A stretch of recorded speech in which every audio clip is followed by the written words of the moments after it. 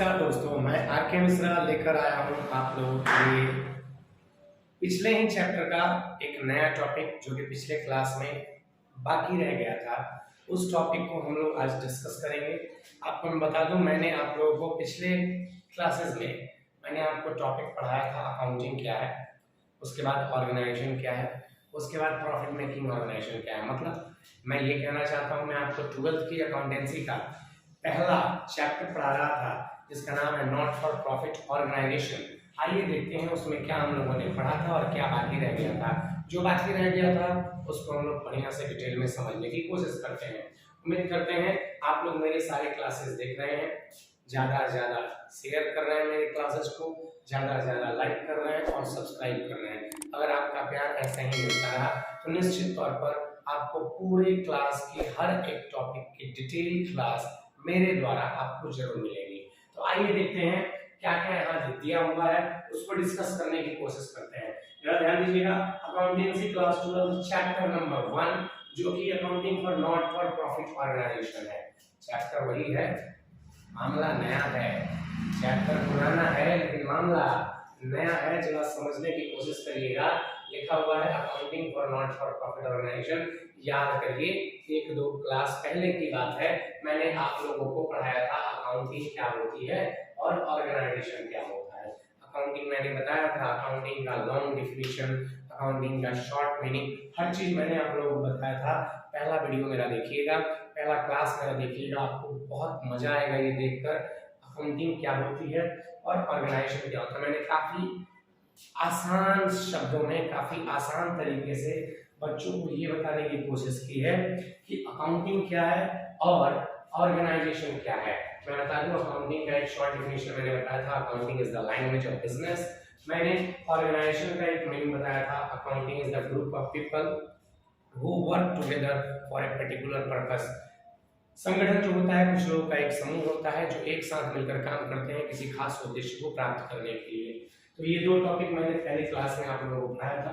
दूसरा जो मेरा क्लास था उसमें केवल एक टॉपिक हम लोगों ने पढ़ा था, प्रॉफिट मेकिंग ऑर्गेनाइजेशन क्या है। याद करिए, मैंने जब ऑर्गेनाइजेशन पढ़ा दिया था, तो मैंने आपको बताया था कि वर्ल्ड में जितने भी ऑर्गेनाइजेशन होते हैं उनको on the basis of profit यानी लाभ के आधार पर 2 कैटेगरी में बांटा जा सकता है। पहला है प्रॉफिट मेकिंग ऑर्गेनाइजेशन और दूसरा है not for profit making organisation. यानी आप इनको प्रॉफिट मेकिंग ऑर्गेनाइजेशन या नॉट फॉर प्रॉफिट ऑर्गेनाइजेशन भी बोल सकते हैं। ठीक है, तो मेरा जो दूसरा क्लास था उसमें मैंने आप लोगों को पढ़ाया था प्रॉफिट मेकिंग ऑर्गेनाइजेशन क्या होता है। काफी डिटेल में मैंने बताया था लाभ कमाने वाली संस्थाएं कैसी होती हैं, उनका काम क्या होता है, वो क्या करती हैं, किस किस तरह की संस्थाओं को हम लाभ कमाने वाली संस्थाओं की कैटेगरी में रखते हैं। उसके बाद लाभ कमाने वाली संस्थाओं के उद्देश्य क्या होते हैं, ये सब चीजें हम लोगों ने पिछले क्लास में तो पढ़ा ही था। प्लस इस क्लास में हम देखने वाले हैं नॉट फॉर प्रॉफिट ऑर्गेनाइजेशन क्या होता है, लाभ न कमाने वाली संस्थाओं का क्या मतलब है।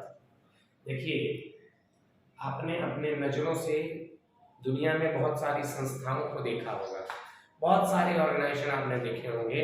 आपने जितने भी ऑर्गेनाइजेशन देखे हैं, आपने जितने भी संगठन देखे हैं, आपने जितनी भी समितियां देखी हैं, आपने जितने भी संस्थान देखे हैं, ये जरूरी नहीं है कि वो सारी संस्थाएं लाभ कमाने वाली हो। बहुत सारी संस्थाओं को आप लोगों ने खुद अपनी नजरों से देखा है जो लाभ कमाने के उद्देश्य से स्थापित नहीं की जाती। मैं आज उन्हीं संस्थाओं के बारे में चर्चा करने जा रहा हूँ। यहाँ देखिए लिखा हुआ है नॉट फॉर प्रॉफिट ऑर्गेनाइजेशन, लाभ न कमाने वाली संस्थाएं। ठीक है, लाभ न कमाने वाली संस्थाएं क्या होती हैं, आज हम लोग इसको बढ़िया से समझेंगे, बढ़िया से पढ़ने की कोशिश करेंगे। यहाँ पर देखिए लाभ न कमाने वाली संस्थाओं का ना मैंने 3 तरीके का मीनिंग लिखा है, छोटा, बड़ा और उससे भी बड़ा। ठीक है, तीनों में से हर मीनिंग को आप समझिए और रट्टा मारने की जरूरत नहीं है। अगर आप बातों को समझ नहीं सकते ना तो रट्टा कभी नहीं मार सकते। देखिए क्या लिखा हुआ है, organisation which does not earn profit for its owner, वो संस्थाएं जो अपने मालिक के लिए लाभ नहीं कमाती। यस, दुनिया में ऐसी भी संस्थाएं होती हैं जो अपने मालिकों के लिए लाभ नहीं कमाती हैं, यानी जो संस्थाएं अपने मालिक के लिए, अपने ओनर के लिए लाभ नहीं कमाती, उन संस्थाओं को हम लाभ न कमाने वाली संस्थाओं की श्रेणी में रखते हैं। ऐसी संस्थाएं होती हैं जो अपने मालिक के लिए लाभ नहीं कमाती हैं। दूसरा लाइन लिखा हुआ है, दूसरा मीनिंग लिखा हुआ है नॉट फॉर प्रॉफिट ऑर्गेनाइजेशन का, ध्यान देने की कोशिश करिएगा। A not for profit organisation is defined as an organisation whose primary aim is to provide a service to its member for the welfare of the group or society। यानी कुछ ऐसी भी संस्थाएं होती हैं जिनका उद्देश्य लाभ कमाना नहीं होता। उन संस्थाओं का मुख्य उद्देश्य होता है अपने सदस्यों, अपने लोगों या दूसरों के लिए सेवा उपलब्ध कराना, सेवा करना, उनकी सहायता करना, उनको सपोर्ट करना, ये उद्देश्य होता है लाभ न कमाने वाली संस्थाओं की। यानी कुछ ऐसी संस्थाएं भी होती हैं समाज में हमारे जिनका उद्देश्य लाभ कमाना नहीं होता, जो लाभ कमाने के उद्देश्य से स्थापित नहीं होती। उनका उद्देश्य होता है अपने सदस्यों की सेवा करना, उनका उद्देश्य होता है समाज की सेवा करना, उनका उद्देश्य होता है देश का उत्थान करना, उनका उद्देश्य होता है समाज को आगे बढ़ाना, उनका उद्देश्य होता है हर असहाय को सहारा देना। ऐसी संस्थाओं को लाभ न कमाने वाली संस्थाओं की श्रेणी में रखा जाता है। आगे देखिए, एक और मीनिंग यहाँ लिखा हुआ है बहुत ही जबरदस्त तरीके से। देयर आर सम ऑर्गेनाइजेशन, ऐसी कुछ संस्थाएं होती हैं और इंस्टीट्यूशन संस्थान होते हैं और association are called non trading organisation और नॉट फॉर प्रॉफिट ऑर्गेनाइजेशन। आप जरा ध्यान दीजिएगा यहाँ पर, नॉन ट्रेडिंग ऑर्गेनाइजेशन और not for profit organisation. Not for profit organisation को आप नॉन ट्रेडिंग ऑर्गेनाइजेशन या नॉट ट्रेडिंग ऑर्गेनाइजेशन के नाम से भी जान सकते हैं। यानी दुनिया में कुछ ऐसी संस्थाएं होती हैं जो व्यापार नहीं करती, दुनिया में कुछ ऐसी संस्थाएं होती हैं जो बिजनेस नहीं करती, उनको नॉन ट्रेडिंग ऑर्गेनाइजेशन या नॉट फॉर प्रॉफिट ऑर्गेनाइजेशन के नाम से जाना जाता है। आगे लिखा हुआ है the main objectives of this organisation is to provide service. इन संस्थाओं का मुख्य उद्देश्य होता है सेवा प्रदान करना। क्या होता है जी? सेवा प्रदान करना मुख्य उद्देश्य होता है। टू देयर मेंबर, किसको सेवा प्रदान करना? अपने सदस्यों को सेवा प्रदान करना, और बेनिफिशियरी जो इसके लाभ प्राप्त करने वाले लोग हैं उनको सेवा प्रदान करना, और टू द सोसाइटी, समाज को सेवा प्रदान करना as a whole without any intention to seek profit, बिना किसी लाभ के उद्देश्य के समाज की सेवा करना, अपने सदस्यों की सेवा करना, बेसहारों को सहारा देना, और ऐसे जितने भी समाज में दिक्कतें हैं उन दिक्कतों को सपोर्ट करना, उन दिक्कतों को दूर करना, इन संस्थाओं का क्या होता है? मुख्य उद्देश्य होता है। इन संस्थाओं का मुख्य उद्देश्य होता है सेवा करना। मैं आपको बता दूं, दिल्ली में ना आज पानी की समस्या है। किसकी समस्या है? पानी की समस्या है। आपको जानकर खुशी होगी कि दिल्ली में पानी बचाने के लिए, मुंबई में पानी बचाने के लिए बहुत सारी ऐसी संस्थाएं हैं जो काम कर रही हैं, जो लोगों को जागरूक करने का काम कर रही हैं कि पानी कैसे बचाया जाए। पानी बचेगा तो भविष्य बचेगा, आखिर जल ही तो जीवन है। तो पानी बचेगा तो जिंदगी बचेगी, पानी बचेगा तो भविष्य बचेगा, पानी बचेगी तो धरती बचेगी। सीधी सी बात है। इसके लिए दिल्ली में, मुंबई में बहुत सारे ऐसे ट्रस्ट हैं, बहुत सारे ऐसे एनजीओ हैं जो काम कर रहे हैं। यस, ट्रस्ट और एनजीओ जो होते हैं वो भी लाभ न कमाने वाली संस्थाएं होती हैं। वो बिना किसी लाभ के लालच के, बिना किसी प्रॉफिट के लालच के समाज में ये शिक्षा बांट रही है, समाज के लोगों को शिक्षित कर रही है कि कैसे पानी बचाया जाए, कैसे हमारे भविष्य को बचाया जाए। तो ऐसी संस्थाएं हैं समाज में, ऐसी संस्थाएं हैं जो बिना किसी लाभ के उद्देश्य के काम कर रही हैं। या तो समाज के लिए काम कर रही हैं, नहीं तो देश के लिए काम कर रही है, किसी ना किसी के लिए काम कर ही रही है। ऐसी संस्थाओं को लाभ न कमाने वाली संस्थाओं के नाम से जाना जाता है। आइए यहाँ देखते हैं लाभ न कमाने वाली संस्थाओं के कुछ एग्जाम्पल दिए हुए हैं। जी हाँ, मैंने तो अभी तक आप लोगों को केवल ये बताया कि लाभ न कमाने वाली संस्थाओं का क्या मतलब है। अब मैं आपको बताने वाला हूँ कि लाभ न कमाने वाली संस्थाओं के उदाहरण क्या है। आप अगर किसी 12th का बुक उठाइएगा ना तो 12th बुक में ये सारे एग्जाम्पल भी दिए हुए हैं। एजुकेशनल इंस्टीट्यूशन, जितने भी एजुकेशनल इंस्टीट्यूशन होते हैं, जितने भी शैक्षणिक संस्थाएं होती हैं, शैक्षणिक संस्थाएं जानते हैं, अरे जहाँ से हम लोग बचपन से लेके अभी तक पढ़ाई करने जाते थे या जा रहे हैं, जैसे स्कूल हो गया, कॉलेज हो गया, यूनिवर्सिटी हो गई, इंस्टीट्यूट हो गया, कोचिंग हो गया, ये जितनी भी शैक्षणिक संस्थाएं होती हैं, इन सभी शैक्षणिक संस्थाओं को एजुकेशनल इंस्टीट्यूशन की श्रेणी में रखा जाता है। और आपको जानकर खुशी होगी, जितनी भी शैक्षणिक संस्थाएं होती हैं उनका मुख्य उद्देश्य समाज को शिक्षित करना होता है, न कि लाभ कमाना होता है। मैं मानता हूँ आज बहुत सारी संस्थाएं जो होती हैं, शैक्षणिक संस्थाएं जो होती हैं, मोटा फीस लेती हैं बच्चों से। कहीं ना कहीं उनको अगर ध्यान से देखा जाए तो उनका मोटिव होता है प्रॉफिट अर्न करना, लेकिन आपको मैं बता दूं जितने भी एजुकेशनल इंस्टीट्यूशन होते हैं ना, शैक्षणिक संस्थाएं होती हैं, उनका प्राइमरी ऑब्जेक्ट प्रॉफिट अर्न करना नहीं है। उनका प्राइमरी ऑब्जेक्ट है to educate the society, to educate the people, समाज के लोगों को शिक्षित करना, लोगों को शिक्षित करना, हर एक इंडिविजुअल को एजुकेट करना इन शैक्षणिक संस्थाओं का उद्देश्य होता है। उसके बाद है रिलीजियस इंस्टीट्यूशन, बहुत सारी ऐसी धार्मिक संस्थाएं हैं। धार्मिक संस्थाएं आप भी जाते होंगे धार्मिक संस्थाओं पे, अगर आप कहीं मस्जिद में जा रहे हैं, कहीं मंदिर में जा रहे हैं, कहीं गुरुद्वारे में जा रहे हैं, कहीं चर्च में जा रहे हैं, ये सभी ऐसी संस्थाएं होती हैं जिनको आप धार्मिक संस्थाएं कहते हैं। इन संस्थाओं का डेवलपमेंट, इन संस्थाओं का एस्टेब्लिशमेंट इसलिए नहीं होता क्योंकि इनसे प्रॉफिट अर्न किया जाता है। मैं मानता हूँ बहुत बड़ी बड़ी ऐसी मंदिरें हैं, बहुत सारी ऐसी गुरुद्वारे हैं जहाँ पर मैंने लाखों का करोड़ों का चढ़ावा देखा है, लोग चढ़ाते हैं, लेकिन उन संस्थाओं का उद्देश्य फिर भी लाभ कमाना नहीं होता। लोग अपनी इच्छा से ऐसा करते हैं। उन संस्थाओं के द्वारा मांग नहीं होती कि आप जो है ना लाखों का डोनेट करिए, आप जो है करोड़ों का सब्सक्रिप्शन दीजिए, आप लाखों का करोड़ों का चढ़ावा चढ़ाइए, ऐसा कुछ नहीं होता। इन संस्थाओं का उद्देश्य भी लाभ कमाना नहीं होता। इन संस्थाओं का उद्देश्य होता है धर्म को आगे बढ़ाना। इसको आगे बढ़ाना, धर्म को आगे बढ़ाना, अपने धर्म का प्रचार प्रसार करना।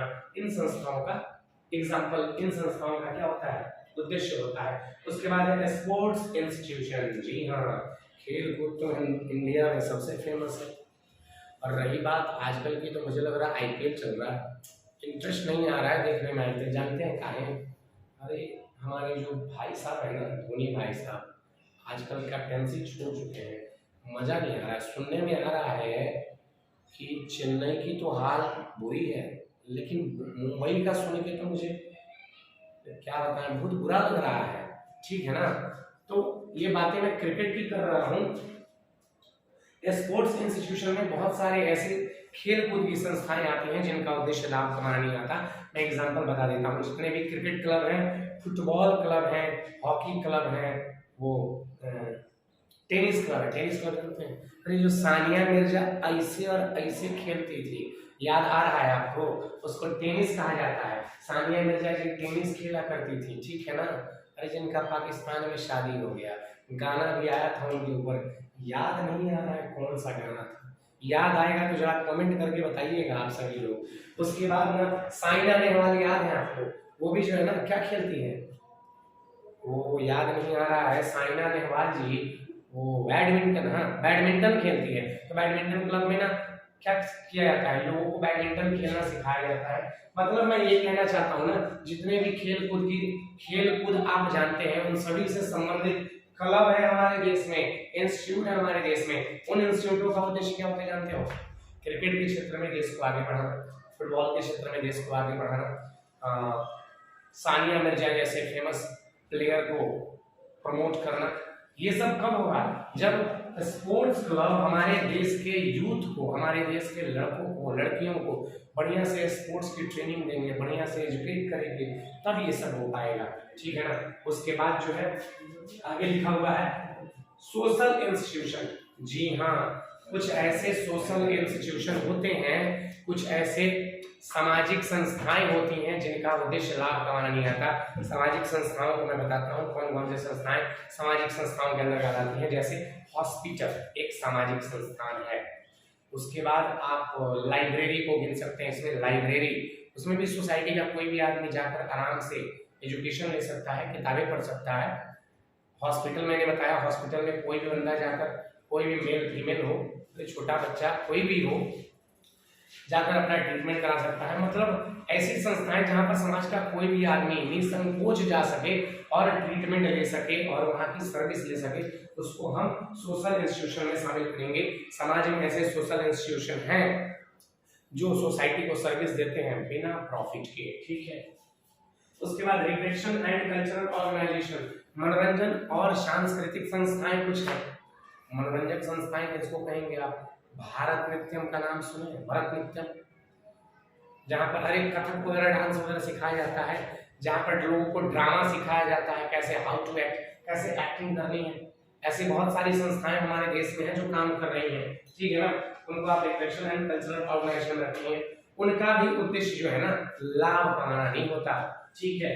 आगे लिखा हुआ है प्रोफेशनल बॉडीज और इंस्टीट्यूशन। प्रोफेशनल बॉडी और इंस्टीट्यूशन जितने भी होते हैं वो भी बिना प्रॉफिट मोटिव के काम करते हैं।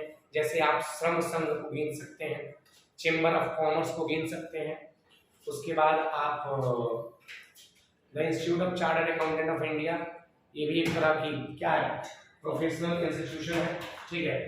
और उसके बाद आप ऐसी बहुत सारी संस्थाएं हैं हमारे देश में काम करने वाली जो विदाउट प्रॉफिट मोटिव के काम करती हैं, जो बिना उद्देश्य के, बिना लाभ के उद्देश्य के काम करती हैं। उसके बाद प्रोफेशनल पर्सन, जी हाँ, बहुत सारे प्रोफेशनल पर्सन होते हैं जिनका काम तो होता है वैसे समाज की सेवा करना, लेकिन आप रोज सुनते होंगे कि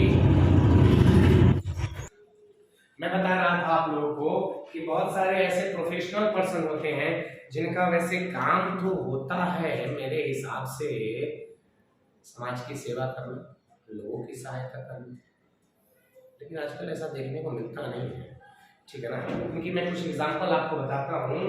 प्रोफेशनल पर्सन में आते हैं डॉक्टर, वकील, ठीक है, इंजीनियर, चार्टर्ड अकाउंटेंट, टीचर, ये सब प्रोफेशनल पर्सन है। इनका काम है सोसाइटी को सर्विस देना। और हाँ, मानता हूँ फ्री में सर्विस देंगे तो कैसे चलेगा घर परिवार, ठीक है ना।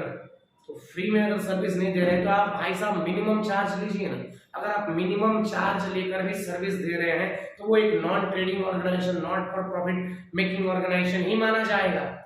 लेकिन आप तो लूटपाट मचाए हुए हैं। इससे पब्लिक भी कहती है डॉक्टर सर्विस नहीं दे रहे हैं, डॉक्टर जो है ना इलाज नहीं कर रहे हैं, ठीक है, डॉक्टर जो है लूट।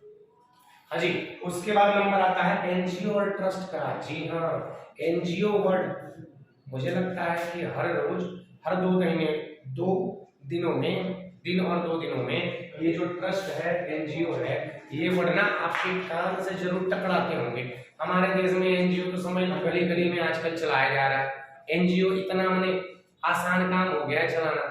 लोग एनजीओ को ना ऐसे चला रहे हैं जैसे उसका कोई मीनिंग ही नहीं है। भाई साहब, आज ना मैं आपको एनजीओ का मतलब बताने वाला हूँ, ठीक है, ट्रस्ट का मतलब बताने वाला हूँ। एनजीओ और ट्रस्ट जितने भी होते हैं ना, कहीं भी वर्ल्ड के किसी भी कोने में अगर कोई एनजीओ और ट्रस्ट चलाया जा रहा है ना किसी भी पर्पस से, उसका मोटिव होता है, ठीक है, सोसाइटी को सर्विस देना। किसी भी एंगल से अगर हम सोसाइटी को सर्विस दे रहे हैं ना तो उसका मोटिव ही होता है क्या करना, सोसाइटी को सर्विस करना। अगर कहीं भी हम एनजीओ और जो है ट्रस्ट वगैरह चला रहे हैं तो ध्यान दीजिए, मैंने यहाँ पर एक छोटी सी कोशिश की है ये बताने की कि ये एनजीओ होता क्या है, ठीक है ना। एनजीओ और ट्रस्ट का मतलब क्या है मैं बताने की कोशिश करता हूँ। एनजीओ का मतलब होता है नॉन गवर्नमेंटल ऑर्गेनाइजेशन। क्या होता है भाई साहब? नॉन गवर्नमेंटल ऑर्गेनाइजेशन, यानी ऐसे ऑर्गेनाइजेशन जो सरकारी नहीं होते, उनको हम एनजीओ बोलेंगे। तो एनजीओ का एक छोटा सा मीनिंग मैंने यहाँ पर लिखा है, जरा गौर करिएगा।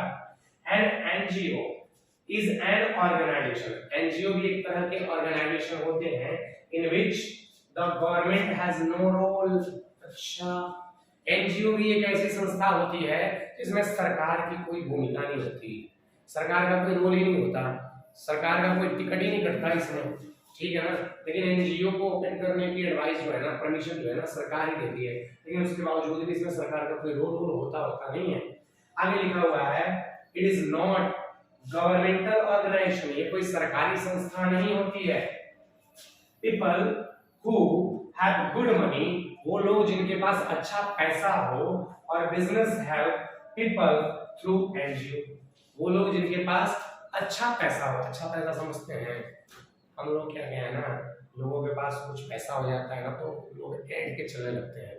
यहाँ थोड़ा बहुत पैसा होने से आप एनजीओ नहीं चला पाएंगे। अच्छा पैसा होने का मतलब है ना करोड़ों में होना चाहिए आपके पास, बैंक बैलेंस करोड़ में होना चाहिए। उसके बाद ना आपके अंदर ऐसी भावना होनी चाहिए कि आपको सर्विस देनी है, समाज की सेवा करनी है, लोगों की सेवा करनी है। ऐसा होने के बाद आपके अंदर ऐसी इच्छा भी होनी चाहिए, तब जाकर आप एनजीओ चला पाओगे भाई साहब, ठीक है। तो यहाँ लिखा हुआ था, कहाँ था मैं बताता हूँ।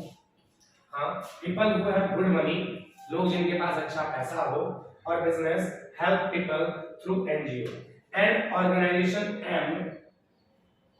करिए चाहे एनजीओ करिए, and NGO and at the welfare of the society. मतलब एनजीओ का जो एम होता है, जो लक्ष्य होता है, वो किसी ना किसी तरीके से समाज की सेवा करना ही होता है। मतलब जितने भी ट्रस्ट और ऑर्गेनाइजेशन होते हैं ना, उनका सिंपल और लास्ट और फाइनल एक ही ऑब्जेक्ट होता है, और वो होता है समाज की सेवा करना। ठीक है, संस्थान है जो कि एनजीओ के रूप में चलाए जाते हैं, जिनका उद्देश्य किसी ना किसी तरीके से लोगों को सेवा देना है, समाज को सेवा देना है। मिला जुला कर इतने बड़े लेक्चर में मैंने आपको ये समझाया कि अगर कोई संस्थान या संस्था या समिति, ठीक है, जो बिना किसी लाभ के लालच के समाज को, देश को या लोगों को सेवा मुहैया कराता हो, क्या कराता हो, सेवा मुहैया कराता हो, फ्री में कराता हो, ऐसी संस्थाओं को लाभ न कमाने वाली संस्थाओं के नाम से जाना जाएगा। और एक बात और मैं बता देता हूं, ऐसा बिल्कुल मत सोचिएगा कि लाभ न कमाने वाली संस्थाएं जो सर्विस देती हैं वो 100% फ्री में ही देती हैं। कुछ लाभ न कमाने वाली संस्थाएं ऐसी भी होती हैं जो मिनिमम चार्ज लेकर पब्लिक को क्या करती हैं, सर्विस देती हैं। इवन आप सदर अस्पताल में चले जाइए, मैं गया था एक बार, कुछ हुआ था मुझे, पैसे तो है नहीं इलाज कराने के लिए, गया था मैं एक सरकारी अस्पताल में एक बार, तो वहां पर भी मुझे पर्ची बनवानी पड़ी थी, 2 रुपये लगा था उसका चार्ज भाई साहब, तो मिनिमम चार्ज कर रहे हैं। अब पता नहीं उस 2 रुपये में क्या सरकार को बन जाएगा, मुझे तो पता नहीं, लेकिन 2 रुपया गवर्नमेंट ने हमसे लिया जरूर था, और वो चार्ज ना पर्ची बनवाने का था। पर्ची बनवा कर आइए तो डॉक्टर आपकी बात सुनेगा, दवाई लिखेगा, आपको सर्विस देगा, ठीक है ना। तो सरकार की तरफ से ये पैसा लिया जाता है। मैं आपको ये समझाने की कोशिश बस इतना कर रहा हूँ कि दुनिया में कोई भी संस्थान अगर समाज की, देश की, लोगों की सहायता कर रहा है, सेवा कर रहा है, और उसके बदले मेवा नहीं ले रहा, मेवा मतलब पैसा नहीं ले रहा, फ्री में सेवा कर रहा है, तो वैसे संस्थाओं को लाभ न कमाने वाली संस्थाओं की श्रेणी में रखा जाएगा। अब सवाल बहुत बड़ा है, सवाल ये है कि हमने अकाउंटिंग जान ली क्या होता है, हमने ऑर्गेनाइजेशन जान लिया क्या होता है, हमने प्रॉफिट मेकिंग ऑर्गेनाइजेशन जान लिया क्या होता है, हमने नॉट फॉर प्रॉफिट ऑर्गेनाइजेशन जान लिया क्या होता है। भाई साहब, जब नॉट फॉर प्रॉफिट ऑर्गेनाइजेशन जान लिया हमने क्या होता है, तो इसकी अकाउंटिंग करने की क्या जरूरत पड़ गई। एक बात बताइए कि जिन संस्थाओं का उद्देश्य लाभ कमाना है उनकी अकाउंटिंग करनी जरूरी है, ये बात तो समझ में आ रही है। अकाउंटिंग करनी क्यों जरूरी है, क्योंकि उनको जानना है कि उनकी प्रॉफिटेबिलिटी क्या है, उन्होंने क्या लाभ कमाया है, उन्हें लाभ हुआ भी है कि नहीं हुआ है, उनकी फाइनेंशियल पोजीशन क्या है, मतलब उनके पास एसेट्स कितना है, लायबिलिटी कितनी है, आज उनका कैपिटल कितना है। ये सारे इंफॉर्मेशन जानने के लिए ना जो प्रॉफिट मेकिंग ऑर्गेनाइजेशन होते हैं वो अकाउंटिंग करते हैं। लेकिन यहाँ पर जिन संस्थाओं का उद्देश्य लाभ कमाना है ही नहीं, उन संस्थाओं में अकाउंटिंग करने की क्या जरूरत है। भाई साहब, आप बात समझे नहीं, इन संस्थाओं में भी अकाउंटिंग जरूरी है। आप एक बात बताओ, कभी आप किसी मंदिर में, मस्जिद में, हॉस्पिटल में, और किसी जिम क्लब में, या किसी भी सोशल प्लेस पर, या किसी भी आप सोशल इंस्टीट्यूशन में कभी गए हैं, सोशल इंस्टीट्यूशन में, स्पोर्ट्स इंस्टीट्यूशन में, रिलीजियस इंस्टीट्यूशन में, एजुकेशनल इंस्टीट्यूशन में कभी गए हैं। आप एक बात बताइए, स्कूल वाले, बच्चों के स्कूल वाले जो स्कूल है, ठीक है ना, छोटे छोटे बच्चों को पढ़ाने वाले जो स्कूल है, उन स्कूलों में जो बच्चे पढ़ने जाते हैं, मैं प्राइवेट सेक्टर की बात कर रहा हूँ, ठीक है ना, मैं उन स्कूलों की बात कर रहा हूँ जिनको हम पब्लिक स्कूल बोलते हैं, ठीक है ना, सरकारी स्कूल नहीं होती वो, ठीक है ना, वो आम लोगों के द्वारा चलाई जाती है, उसमें गवर्नमेंट का कोई रोल नहीं होता, ठीक है ना। तो उन स्कूलों में आपको क्या लगता है कि उन स्कूलों को ऑपरेट करने के लिए पैसा नहीं लगेगा? उन स्कूलों में टीचर होते हैं, क्लर्क होते हैं, उसके बाद प्यून होते हैं, उसके बाद क्लीनर होते हैं, साफ सफाई करने वाले लोग होते हैं, उस स्कूल में मेंटेनेंस होता है, रिन्यूअल होता है, रिपेयरिंग होता है, इलेक्ट्रिसिटी का बिल होता है, ना जाने कितना सारा खर्चा होता है। आप बताओ, अगर उन खर्चों को कहीं ना कहीं से इनपुट के रूप में न लिया जाए तो वो ऑर्गेनाइजेशन कभी चल पाएंगे नहीं। इसीलिए जो बच्चे होते हैं ना, उन पर कुछ चार्ज किया जाता है एज अ फी, और उन्हीं पैसों से ना उन स्कूलों को ऑपरेट किया जाता है। मैं मतलब ये कहना चाहता हूँ कि जिस ऑर्गेनाइजेशन में खर्चे हैं, उन ऑर्गेनाइजेशन के पास कहीं ना कहीं से सोर्स ऑफ इनकम तो होना चाहिए। तो इनकम भी है, खर्च भी है, तो इनकम और खर्च को रिकॉर्ड करने के लिए अकाउंटिंग तो होनी चाहिए भाई साहब। यही वो रीजंस हैं जिनकी वजह से लाभ न कमाने वाली संस्थाओं में भी अकाउंटिंग की जाती है। तो उम्मीद करता हूँ आप मेरी बातों से सहमत होंगे। क्लास बहुत लंबा हो रहा है, बहुत खींचा जा रहा है। मैं आपको कोशिश करूंगा अगले क्लास में ये बताऊं कि प्रॉफिट मेकिंग ऑर्गेनाइजेशन में अकाउंटिंग कैसे होती है और not for profit making organization में अकाउंटिंग कैसे होती है, दोनों की अकाउंटिंग में क्या डिफरेंस है और दोनों की अकाउंटिंग में क्या सिमिलरिटीज है, इन बातों को मैं अगले क्लास में डिस्कस करूंगा। चलिए, तब तक के लिए tata bye bye, see you, खुदा हाफिज, जय हिंद।